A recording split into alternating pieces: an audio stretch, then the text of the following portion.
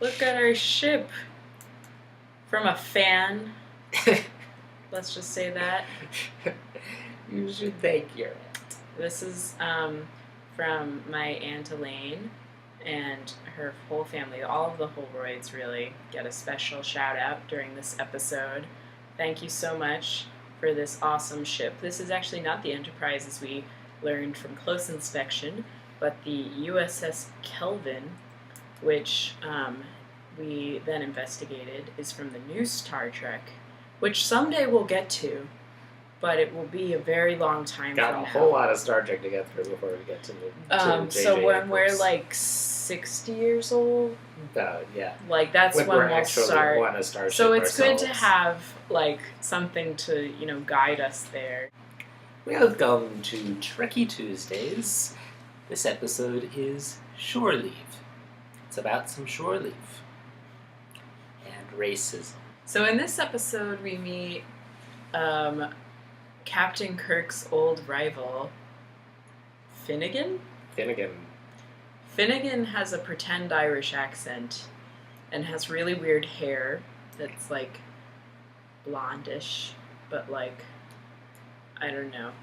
He's kind of stupid. It's just like a weird pretend Irish caricature. It's especially jarring because I don't know if you've lived under a rock, but in this day and age, it's like not even like bad to make fun of Irish people. It's just like not even a thing like that happens because the Irish came here and sort of exchanged their culture for white privilege, which is a very long discussion we could have. One I would be very interested in, but it's not super related to Star Trek, and that's our focus here. So, most of the things that are on this show, like there was sexism on this show, right? I forget the yeoman's name, if she has one. She may not have one. She doesn't talk to other women, certainly doesn't pass the Bechdel test, but her clothes get kind of ripped off, and she cries hysterically in one scene, and there are multiple women who panic and have to be calmed down, and that's their like plot. Yeah, so in those instances of sexism, you're like, well, that's a trope, I know. But when they start making fun of Irish people, I like don't even get it. I'm like, oh wait, that's supposed to be like an Irish accent? Like, whoa, crazy. The Enterprise is looking for a place, I guess, for shore leave to like have some time to chill. They stumble onto this planet, and then like everything that they think about just appears, but nobody like makes that connection for like the entire episode. Yeah. Sulu fights a samurai.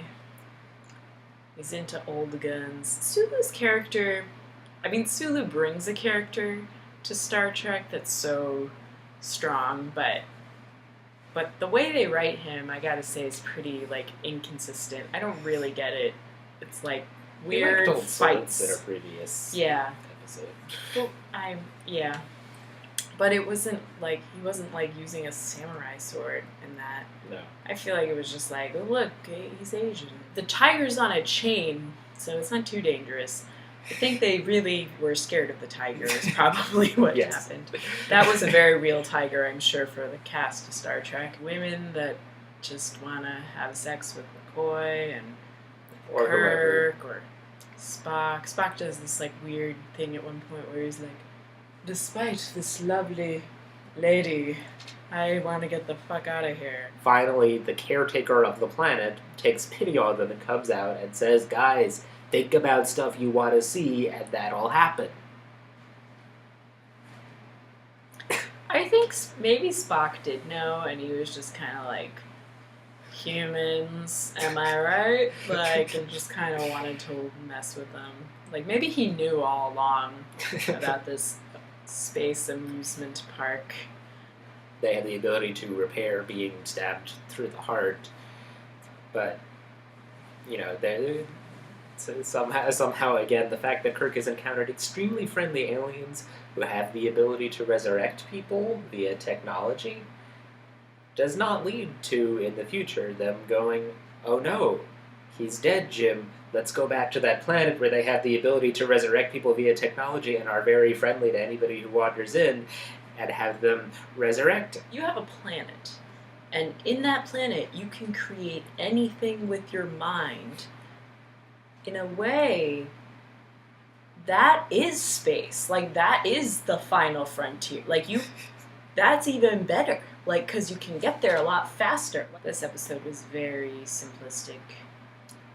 This was a wacky episode. Yeah, I think they just wanted to, like, use random things they had in a costume closet or something. Yes. Just, like, didn't make any sense. Alice in Wonderland props. That's how it starts out, is somebody thinks of Alice in Wonderland, and then Alice in Wonderland starts happening.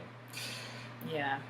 It's the moment. It happens very shortly in the episode, and you're like, okay, guess we're taking a break from space. We should mention, like, the very first shot of the episode is Kirk on the bridge of the Enterprise getting a massage. Oh, yeah. That from was a female weird. crew member.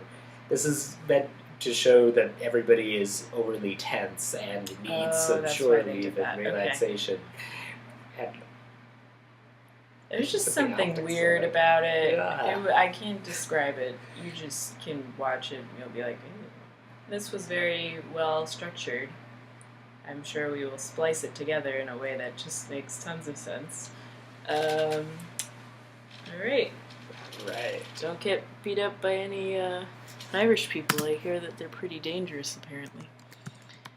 Okay.